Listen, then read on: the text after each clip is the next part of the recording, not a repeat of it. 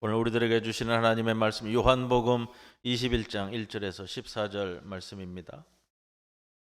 그 후에 예수께서 디베랴 호수에서 또 제자들에게 자기를 나타내셨으니 나타내신 일은 이러하니라. 시몬 베드로와 디두모라 하는 도마와 갈릴리 가나 사람 나다나엘과 제베데의 아들들과 또 다른 제자 둘이 함께 있더니 시몬 베드로가 나는 물고기 잡으러 가노라 하니 그들이 우리도 함께 가겠다 하고 나가서 배에 올랐으나 그날 밤에 아무것도 잡지 못하였더니 날이 새어갈 때에 예수께서 바닷가에 서셨으나 제자들이 예수이신 줄 알지 못하는지라. 예수께서 이르시되 얘들아 너희에게 고기가 있느냐 대답하되 없나이다. 이르시되 그물을 배 오른편에 던지라 그리하면 잡으리라 하시니 이에 던졌더니 물고기가 많아 그물을 들 수 없더라. 예수께서 사랑하시는 그 제자가 베드로에게 이르되 주님이시라 하니 시몬 베드로가 벗고 있다가 주님이라 하는 말을 듣고 겉옷을 두른 후에 바다로 뛰어내리더라. 다른 제자들은 육지에서 거리가 불과 한 50칸쯤 되므로 작은 배를 타고 물고기 든 그물을 끌고 와서 육지에 올라오 보니 뿔이 있는데 그 위에 생선이 놓였고 떡도 있더라. 예수께서 이르시되 지금 잡은 생선을 좀 가져오라 하시니 시몬 베드로가 올라가서 그물을 육지에 끌어올리니 가득히 찬 큰 물고기가 153마리로라. 이같이 많으나 그물이 찢어지지 아니하였더라. 예수께서 이르시되 와서 조반을 먹으라 하시니 제자들이 주님이신 줄 아는 고로 당신이 누구냐 감히 묻는 자가 없더라. 예수께서 가셔서 떡을 가져다가 그들에게 주시고 생선도 그와 같이 하시니라. 이것은 예수께서 죽은 자 가운데서 살아나신 후에 네 번째로 제자들에게 나타나신 것이라. 이 말씀 가운데 성령께서 함께 하시기를 기원합니다. 인터넷상에도 그렇고요. 한참 뜨는 이야기가 한 가지 있어요. 무슨 이야기냐면요. 바퀴벌레 이야기. 여러분 아세요? 최신판이에요. 최신판. 바퀴벌레 이야기라고 있는데 어떤 얘기냐면요. 자녀들이 부모에게 묻는데요. 뭐라고 묻냐면 뭐 엄마일 수도 있고요. 아빠일 수도. 엄마, 아빠. 내가 바퀴벌레로 변했어. 엄마, 아빠는 나를 어떻게 할 거야? 그거예요. 여러분 어떻게 하시겠어요? 잡아서 손바닥 쫙 쳐서 버릴 거예요. 살충제로 뭐 에프킬라로 쫙 해가지고 그 자리에서 뻗게 할 거예요. 이게 자녀들이 요즘 이걸 묻는다고 그래요. 부모들한테 혹시 뭐 이제 며칠 뒤에 물어보면 대답을 잘 하셔야 돼요. 저는 대답을 잘했어요. 어떻게 했냐면 내 딸이 그리고 내 아들이잖아요. 좋은 박스를 하나 구해다가 나가지 못하게. 왜? 나가면 누구 손에 어떻게 될지 모르는 누구 확 쳐가지고 갖다 버릴 수 있으니까. 박스에다가 잘 모시고서는 거기다가 좋은 음식물과 좋은 물을 우선은 그렇게 할 거다. 저는 참 대답을 잘했어요. 여러분, 아이들이 왜 그럴까요? 왜 이렇게 물어볼까요? 가슴이 비었어요. 그거를 이해하시라는 거예요. 왜 이게 유행할까요? 아이들 마음이 빈 거예요. 알아요. 부모의 사랑을 받고 있는 거, 엄마, 아빠가 나 사랑한다는 거 알아요. 근데 확인하고 싶으잖아. 가슴을 채우고 가겠다는 거예요. 한 번 더 확인하고. 근데 그거를 이해를 못하고 그냥 뭐 F킬러로 칙 해가지고 그냥 처리할 거야 이래 버리면 아이들이 이 고개를 떨구고 간다고요. 오늘 이 이야기를 염두에 두고서 오늘 본문 말씀을 볼 거예요. 무엇이 비었는가 볼 텐데 부활하신 예수님께서 제자들에게 오늘 세 번째 나타나신 장면이라고 되어 있습니다. 부활하신 예수님께서 40일 동안 이 땅에 계시면서 여러 형태로 나타나셨는데 제자들 전체에게 나타나신 것이 세 번째다 하고 있어요. 오늘 본문 말씀이 요한복음 21장이죠. 요한복음 21장은 요한복음의 마지막 장입니다. 오늘 조금 쉽게 말씀을 좀 접근하려고 그래요. 오늘 이야기는 근데 마태, 마가, 누가복음에는 없어요. 생략돼 있고 요한복음에 요한복음에도요, 이게 21장은 에필로그처럼 뒤에 이렇게 덧붙여진 장이라고 흔히들 얘기해요. 첨부된 형태예요. 왜 그러냐면 그 앞에 장인 20장 30절 31절 보세요. 요한복음 전체의 결론인데 이렇게 20장 30절 31절이 예수께서 이 책에 기록되지 아니한 다른 표적도 많이 행하셨으나, 표적 이야기가 나와요. 그럼 우리 다 기억하시죠? 예전에는 우리 요한복음 말씀 같이 공부하면서 마가복음에서는 이적 사건, 그다음에 요한복음에서는 그걸 표적이라고 표현합니다. 표적은 영어로 사인이에요. 사인. 징표를 주겠다라는 거예요. 그 징표를 통해서 우리에게 메시지를 주는데, 자, 표적도 많이 행하셨지만 31절에 오직 이것을 기록함은, 7가지의 표적을 기록했는데 오직 이것을 기록함은 너희로 예수가 하나님의 아들 그리스도이심을 믿고, 2가지를 얘기해요. 예수가 하나님의 아들 그리스도이심을 믿고, 두 번째는 그 이름을 힘입어 생명을 얻게 하려 함이라. 요한복음이 결론을 맺고 있는 주제는 2가지라는 거예요. 믿음과 뭐죠? 생명. 이렇게 결론을 맺고 요한복음을 끝내요. 그렇다면 이 앞에서 얘기하는 표적이라는 것은요, 믿음과 생명을 위한 겁니다. 믿고 생명을 얻게 하려는 거예요. 여기서 요한복음서 기자가 끝내려고 했어요. 마치려고 했단 말이에요. 근데 이 요한복음서를 편지로 붙이려고 하다가 아차한 거예요. 더 적고 싶은 게 생긴 거예요. 더 남기고 싶은 길이 딱 마음에 떠오른 거예요. 그러면서 21장이 추가됐습니다. 추가됐는데 요즘 같으면 뭐 컴퓨터로 치니까 실제로 보면은 20장 30절 31절 앞에다가 이거를 컴퓨터로 치면 이게 띄어다 붙이면 되는데 예전엔 그게 안 되잖아요. 자, 그래서 21장이 추가가 됐습니다.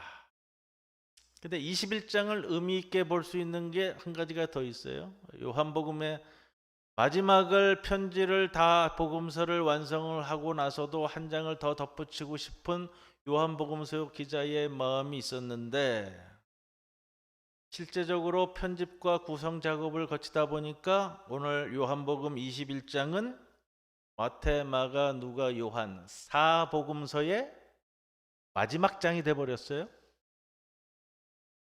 여러분, 복음서는 우리 주님이 이 땅에 오셔서 복음의 역사를 펼치시는 내용입니다. 복음서 다음에는 뭐가 있죠? 사도행전이 이어지지요.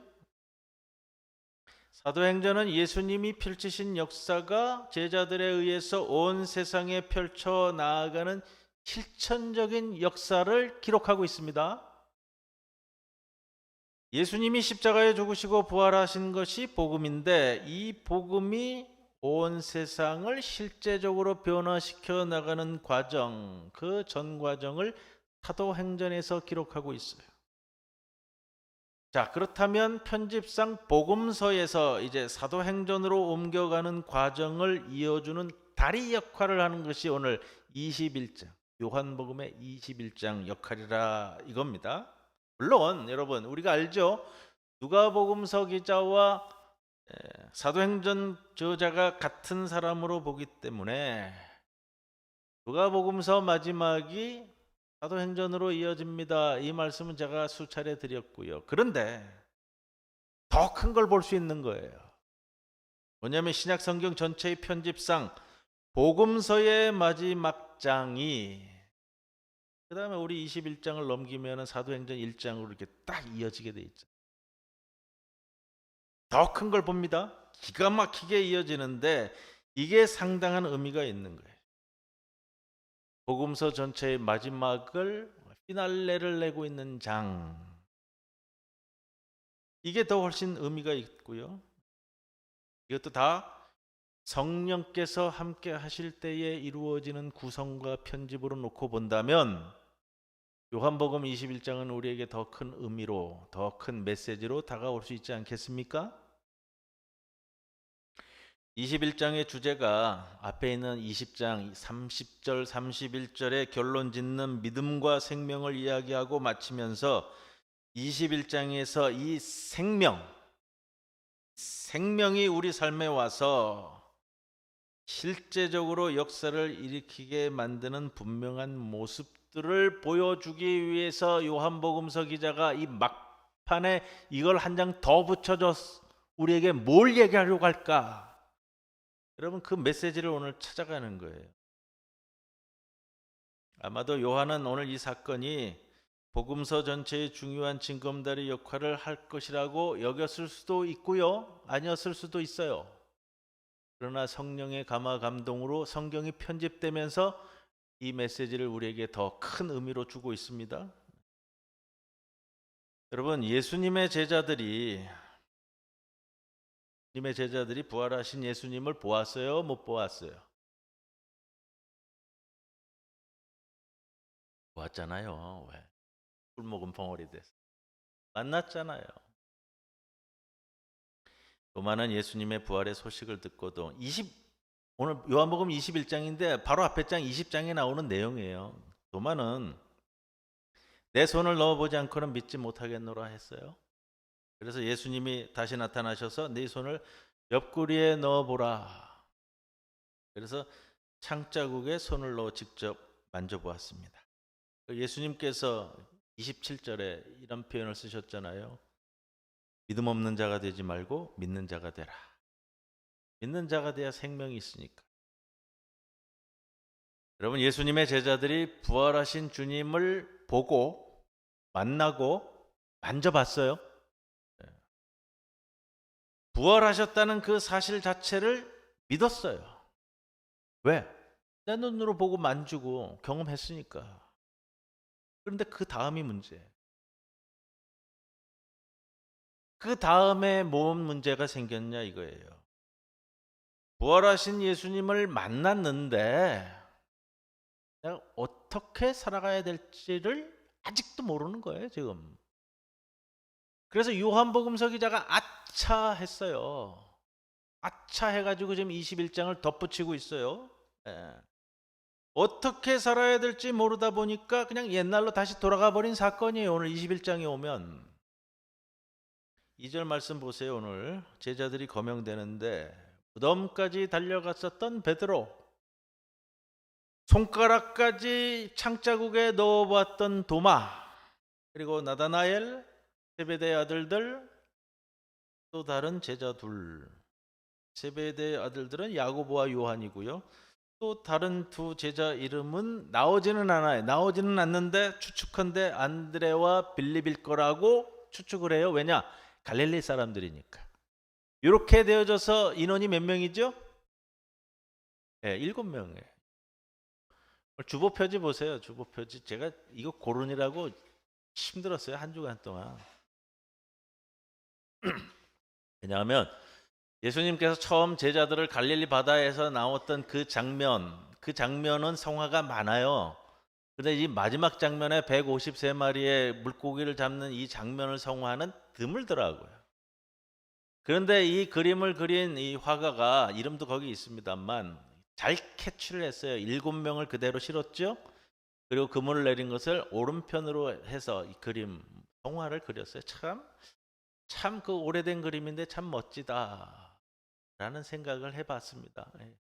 제가 복음서를 하면서는 주보표제를 계속 이렇게 성화를 올리는데 그림을 통해서 우리에게 주는 것, 그리고 뭐 500년 전일 수도 있고요. 어떨 때는 1000년 전에 그려진 그 그림들을 어떤 신앙과 신학을 가지고 자기 그림에 녹여내고 있는가, 이거 보면 우리가 더 많이 알고 더 잘 알고 더 신앙이 깊다라고 도저히 얘기할 수 없는 그런 모습들을 저는 항상 느낍니다. 가롯 유다 빼고 11명이죠? 7명이 언급되고 있어요. 그러면은 우리가 상징성 이야기할 때, 숫자로 상징성 이야기할 때는 여러분 탁 떠오르잖아요. 원래 시브리 전통에서 완전 수그룹은 12를 얘기해야 되는데 가룟 유다가 빠져버리니까 11명으로 언급을 할 수 없으니까 물론 갈릴리 사람 7을 생각을 한다지만 그 다음에 완전수라고 얘기할 수 있는 7명의 제자들을 지금 등장을 시키는 거예요. 이렇게 딱 떠오르셔야 돼요. 이제 저하고 말씀을 함께 하셨으면 이름상으로도 이들이 핵심 멤버잖아요. 더 중요한 건 갈릴리 지방 출신들이라는 겁니다. 1절에 디베랴 호수로 왔어요. 갈릴리 바다입니다. 로마의 티베리우스 황제의 이름을 이렇게 올려줘서 호수 이름을 티베리우스 호수라고 붙였기 때문에 성경에 보면 갈릴리 바다, 티베리우스 바다 뭐 여러 가지로 불립니다.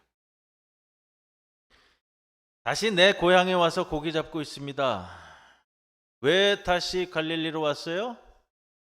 고기 잡으러 가노라 했잖아요. 왜 다시 고기 잡으러 왔어요?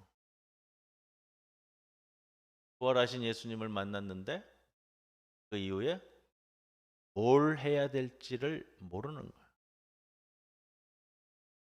호구지책이 급하죠? 예전에 내가 하던 일로 다시 돌아왔어요. 생각해 봅니다, 여러분. 다시 돌아와 물고기를 잡는데 신이 날까요, 안 날까요? 물고기 잡으러 왔는데요, 그물을 내리는데 신 날까요, 안 날까요? 그거예요. 신이 안 나죠? 예전에는 내가 즐겁게 하던 일이었지만 지금은 내가 할 일이 아니거든요, 이게. 그거는 알잖아요. 이게 내가 할 일은 아닌데. 부활하신 예수님께서 20장 21절에 아버지께서 나를 보내신 것 같이 나도 너희를 보내노라. 22절에는 심지어 예수님이 이렇게 말씀하셨어요. 그들을 향하여 숨을 내쉬며 성령을 받으라 라고까지 했는데 제자들의 지금의 결론은 이 시간 이 자리에서도 내가 뭘 해야 될지 모른다는 거예요. 오늘 말씀이 이걸 살펴보고 요한복음서 기자가 마음이 급해졌어요. 마음이 급해져가지고 21장을 덧붙여가지고 요한복음에 이 하나로 완성하는데 이렇게 간다고요. 여러분 오늘 갈릴리 바다에 다시 와서 물고기를 잡고 있는데 공교롭게도 고기가 안 잡혀요. 7명이나 동원되고 있는데 고기가 안 잡히는 거예요. 우리 예수님께서 5절에 말씀하시죠. 얘들아, 이게 뭐 사랑스러운 표현인데 아마 번역을 이렇게밖에 할 수 없어서 이렇게 한 것 같아요. 얘들아, 너희에게 고기가 있느냐. 4절에 보면 날이 새어갈 때 밤새 아마 그물을 내린 것 같습니다. 예수께서 바닷가에 서셨으나 제자들이 예수이신 줄 알지 못하는지라. 제자들이 예수이신 줄 알지 못하였다. 여러분 제자들이 부활하신 예수님을 처음 만나는 거 아니죠? 요한복음서 기자가 지금 그 심령으로 이 글을 쓰는 거예요. 처음 만나는 거 아니에요. 몇 번째인지는 14절에 예수께서 살아나신 후에 3번째 제자들에게 나타나셨다. 제자들은 7명이나 됐는데 예수님을 보고도 예수님이신 줄 모르고 있어요. 문제가 발생한 거잖아요, 지금. 교회에서도 그래요. 가끔 유심히 살펴보면 그런 분들이 계세요.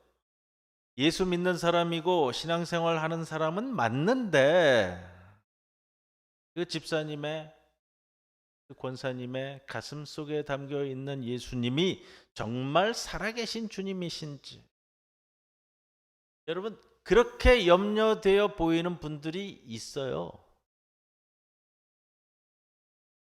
제자들이 왜 예수님을 못 알아봤을까요? 부활하신 예수님의 말씀도 들었어요. 20장까지.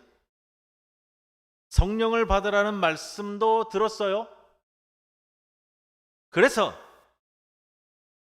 이 제자들 7명 예수님의 부활을 모르는 거 아니고요.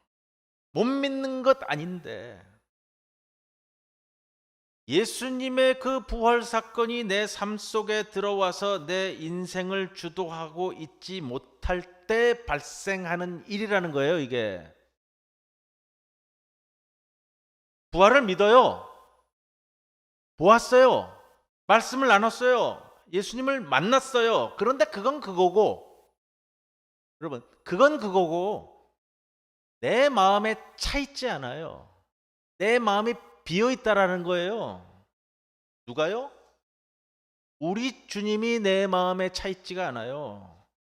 그러니까 예수님의 부활은 어느 정도 뭐 믿는지 모르지만, 그래서 내가 믿고 예수님을 아는 사람인 것은 분명한데, 그 부활하신 주님이 지금 내 삶을 주도적으로 움직여 가지를 못하고 있다는 거예요. 뭐가 뭔지 모르는 거예요. 뭐가 뭔지. 실제로 내 삶의 현장에 이 주님이 내 곁에 계시지만 계신지 안 계신지도 모르는 거예요. 때로는 주님이 내 마음속에 말씀하시지만 들어도 듣지 못하고 깨닫지 못하고, 이런 경우가 얼마나 많은지 몰라요. 그러니 제자들이 오늘 본문 말씀, 예수이신 줄 알지 못하다. 부활하신 주님을 내가 만나고 깨달았으면 주님으로 내 마음에 심령이 가득 차고 채워져 있어야 되는 겁니다. 눈을 떠도 주님 생각, 밥을 먹어도 주님 생각, 이 일을 해도 저 일을 해도 이렇게 가야 되는 게 정상인 거예요. 여러분, 오늘 아침에 눈 딱 뜨면서 제일 먼저 뭘 생각했어요? 첫 생각이 드는 것이 내 마음을 좌지우지하고 있는 거죠. 그래서 우리 신앙인들이 이 알람을 맞출 때 알람 노래를 찬송가로 트는 이유가 거기에 있어요.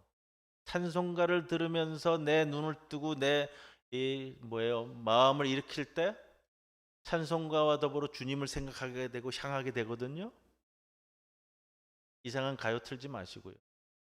내가 나를 조절해 갈 수 있는 유치한 방법이긴 하지만 굉장히 중요한 방법이라고도 저는 말씀을 드려요.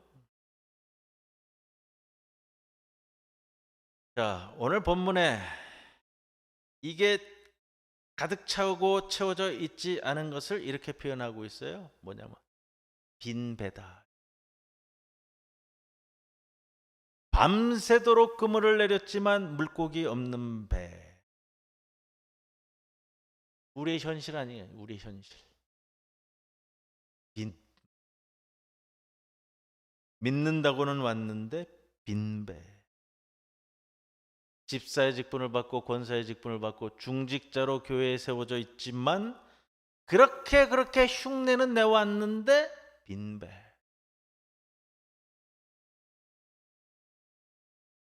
우리 주님이 여기에서요, 몰라서 묻는 게 아니고요, 아시고도 물어보시는 거예요. 5절에 얘들아, 너희가 고기가 있느냐? 번역이 너무 아쉬워요. 번역이. 요한복음서 기자는 이 부분에 대해서 정말로 세밀하게 이 글을 썼어요. 번역을 제대로 하면 이렇게 되는 거예요. 지금 너희가 고기 있냐 없냐 이걸 묻는 게 아니고요, 이렇게 묻고 있어요. 얘들아, 고기를 하나도 못 잡았겠구나. 그렇지? 이렇게 반문하는 어조로 원문은 되어 있더라고요. 이걸 굉장히 많이 짚는데도 이게 안 고쳐지는 거예요. 얘들아, 고기를 하나도 못 잡았지? 그렇지? 예수님은 알거든요. 대답이 뭐예요? 제자들의 대답이 없습니다, 주님. 고기 못 잡았습니다. 6절에 예수님께서 뭐라고 말씀하세요? 그물을 배 오른편에 던지라. 처음 제자들을 부르실 때, 갈릴리 바다에서 제자들을 처음 부르실 때와도 흡사하잖아요, 장면이. 밤새도록 그물질을 했어요. 그리고 동토오는 새벽녘, 아침이 되었습니다. 아무것도 잡지 못한 상황이에요. 그물을 다 거두고 철수해서 돌아오는 장면이고요. 다시 나가서 그물 내리는 것도 오늘 이 장면에서도 결코 쉬운 장면 아니잖아요.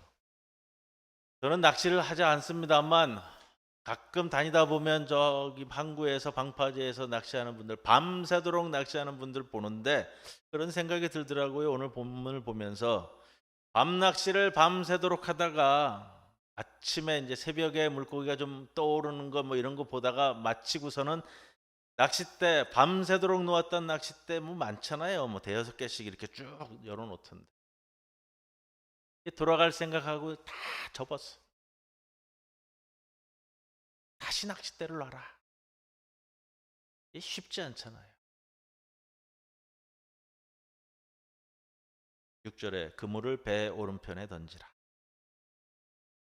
그리하면 잡으리라 하시니 이에 던졌더니 물고기가 많아 그물을 들 수 없더라. 물고기가 어떤 물고기예요? 11절에 보세요. 이 물고기에 대한 표현을 이렇게 해요. 큰 물고기, 큰 물고기. 그냥 물고기가 아니라는 거예요. 큰 물고기. 1절에 보면 몇 마리라고 그래요? 153마리. 이게 상황 분위기가 어떤가를 이렇게 덧붙이고 싶었나 봐요. 요한복음서 기자가 이 부분을 쓰면서 나름대로. 정말로 153마리였을까요? 다 세봤을까요? 일일이 다 세봤냐고요.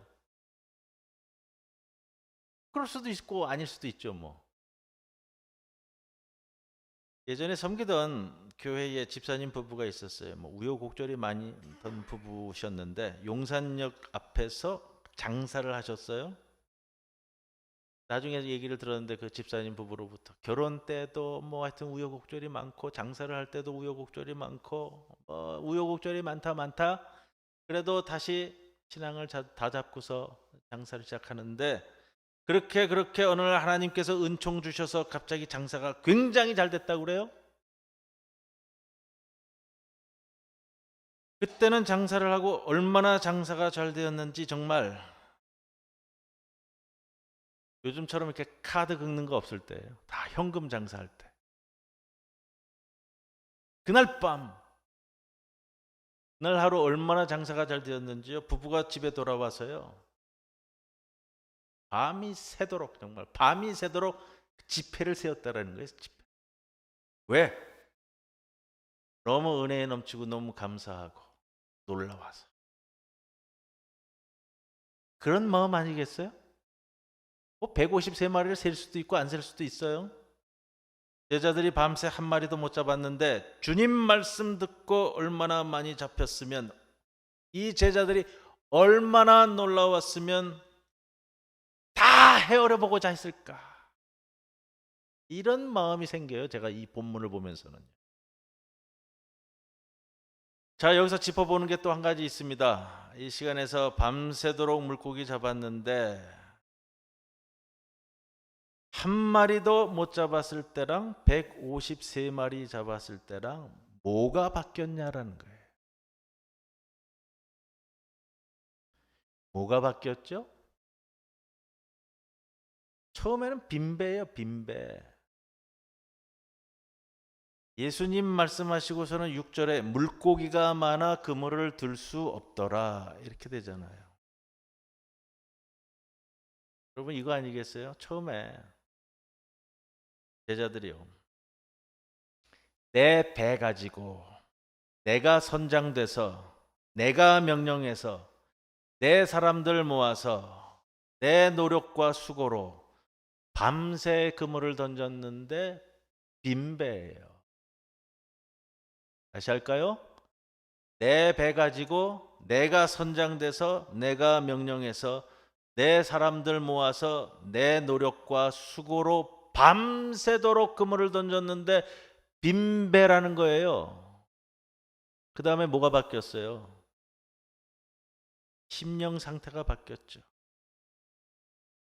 예수께서 바닷가에 서셨으나 예수이신 줄 알지 못하는지라.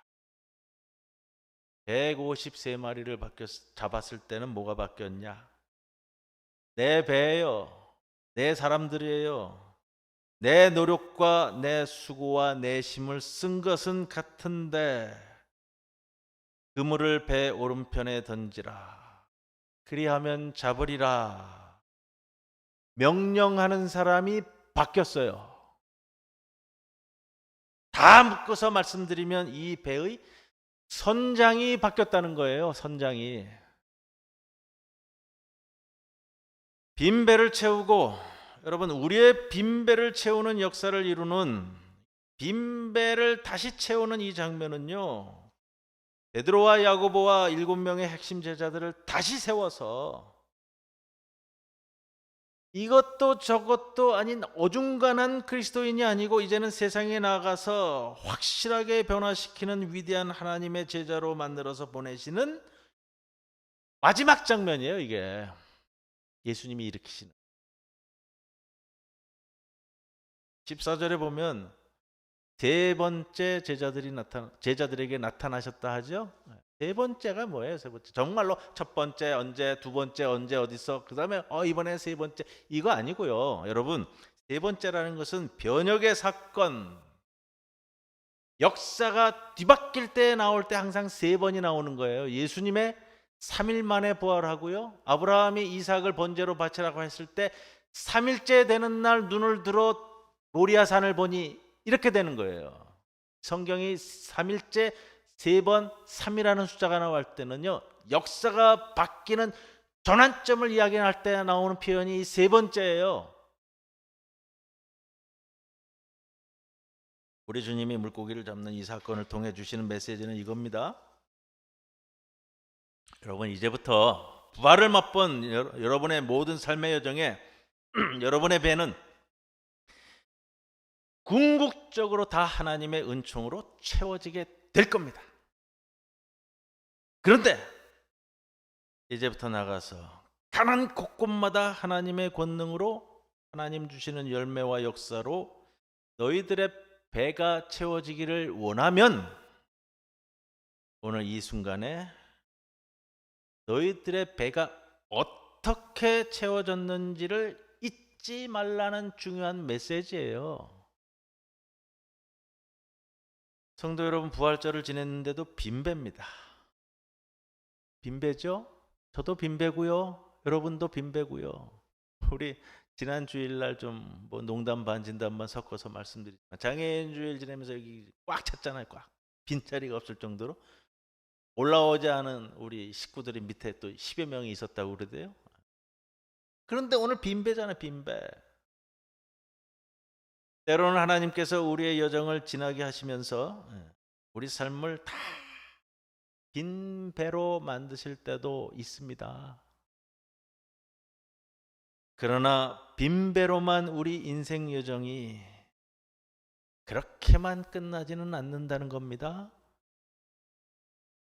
이 말씀 붙들고 나가셔서 하나님의 은총으로, 역사로, 열매로 가득 가득 채우시기를 바랍니다. 하나님 채워주실 줄로 믿습니다. 여러분 나가셔서 여러분의 빈배를 채우시는데 그럼 뭐가 가장 필요할까? 돈이 필요할까? 지혜가 필요할까? 인맥이 필요할까? 명예가 필요할까? 지금 우리에게 가장 필요한 것, 부활의 주님이 내 인생을 주도하는 이 삶의 변화와 역사. 지금 부활하신 주님이 계시는데도 불구하고 내가 운전하는 내 배의 주인이 이렇게 돼서는 소망이 없습니다. 베드로가 다시금 돌아와 갈릴리에 와서 자기 삶의 배의 키를 자신이 몰겠다고 나아갔습니다. 고기를 잡으러 나가니 한 마리도 잡지 못했어요. 내가 내 배의 주인이 되겠다면 물고기가 없을 수밖에 없는 거예요. 부활하신 주님이 내 인생의 빈배에 오셔서 내 인생의 주도권을 잡으시고 주인 되시고, 그래서 내게 말씀하시고 내게 가르치시고 나를 인도하시는 역사가 있을 때, 그때에 우리 삶에 예수 부활 사건의 역사가 새롭게 일어나는 거예요. 잊지 마셔야 됩니다.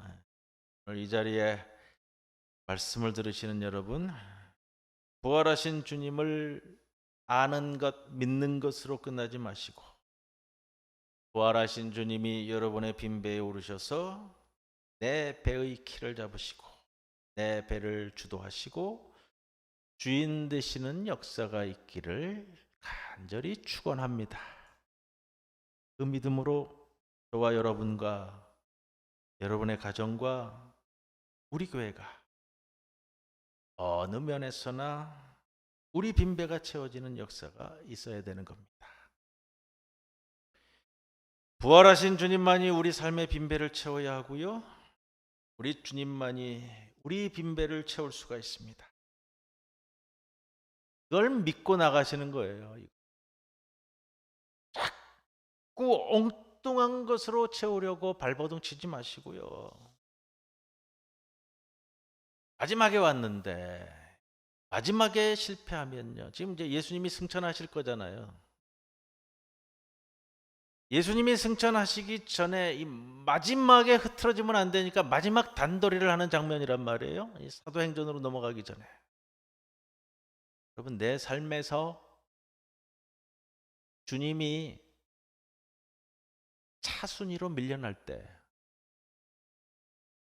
주님에게서도 내가, 우리 가정이 그 다음 순위로 밀려나간다는 것을 아셔야 돼요. 알긴 아는데 자꾸 내 배를 내가 몰라고 한다고요. 그럼 물고기가 없잖아. 내 배의 주인은 우리 주님이시다. 내 인생의 주인은 오직 부활하신 주님이시다. 예수님만 내게 명령하시고 우리는 절대적으로 듣고 순종한다는 것을 심령에 굳건히 세우시고요, 아직 걸어가야 할 길이 많이 남았습니다. 감당해야 할 일도 많습니다. 살아야 할 삶이 앞길에도 많이 남아 있습니다. 감당할 것들 감당하며 부활하신 주님께 모든 것 맡기고 부활하신 주님 말씀 절대적으로 순종하면서 주님 부활의 권능이 저와 여러분의 삶의 배에 큰 물고기들로 풍성히 채워지시기를 우리 주님의 이름으로 간절히 축원을 드립니다. 고마우신 아버지 하나님, 감사합니다. 오늘도 우리의 삶의 주인 되셔서 우리 삶의 배를 이렇게 저렇게 움직이시려고 하는 주님의 그 큰 사랑을 기억하게 하여 주시옵소서. 부활하신 주님을 그저 알고 믿고 보고 만지는 것만으로 끝나는 것이 아니라 그 부활 사건의 우리 주님을 나의 가슴 깊은 곳에 모실 수 있는 그 아름다운 심령을 우리에게도 허락해 주옵소서. 예수님의 이름으로 기도드리옵나이다. 아멘.